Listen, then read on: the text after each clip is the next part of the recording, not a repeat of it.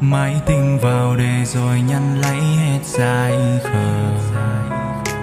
Bên em giờ đã ổn hơn chưa? Anh vẫn vậy, sớm nắng chiều mưa. Và phải như mình vẫn còn như lúc đầu, chẳng quan trọng những thứ san giàu. Môi nói cười cười che giấu đi nỗi đau. Về không gian mới em sẽ sống thế nào? Anh khóc khi anh nhận ra nước mắt rơi vì lúc buồn. Anh khóc khi anh nhận ra ôm nỗi nhớ sâu lại để khỏe tuôn. Hay bàn tay chờ che từ lúc em chưa trưởng thành. Nay em lớn hơn nhiều rồi quay lưng bỏ mặt anh. Tranh giành đua người khác cũng bởi anh quá khiêm nhường. Muốn cuộc sống sung sướng hay là đòi lấy người bình thường.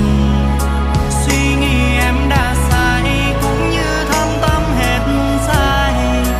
Không bên anh hiện tại thì làm gì có em ngày mai. Sao anh ra đi bỏ lại anh chốn này? Nỗi nhớ em lớn đến nhường nào. Ngày lại trôi qua trong không gian im lặng đến như vậy. Một mình anh biết phải làm sao.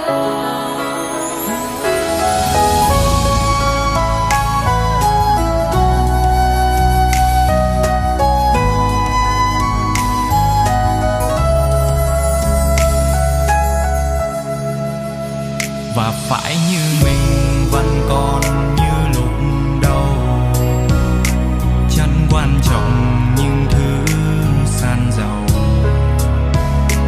Môi nói cười cười che giấu đi nỗi đau. Về không gian mới em sẽ sống thế nào?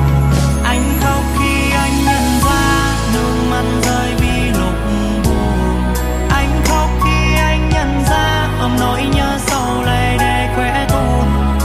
Hay bàn tay chờ che từ lúc em chưa trưởng thành.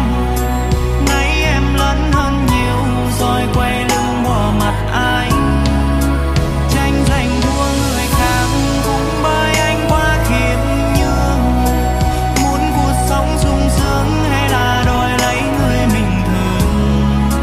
Suy nghĩ em đã sai cũng như thâm tâm hết sai. Không bên anh hiện tại thì làm gì có em ngày mai. Anh khóc khi anh nhận ra nước mắt rơi vì lúc buồn. Anh khóc khi anh nhận ra ôm nỗi nhớ sâu lại để khỏe tuôn. Hai bàn tay chờ che từ lúc em chưa trưởng thành. Nay em lớn hơn nhiều rồi quay lưng bỏ mặt anh.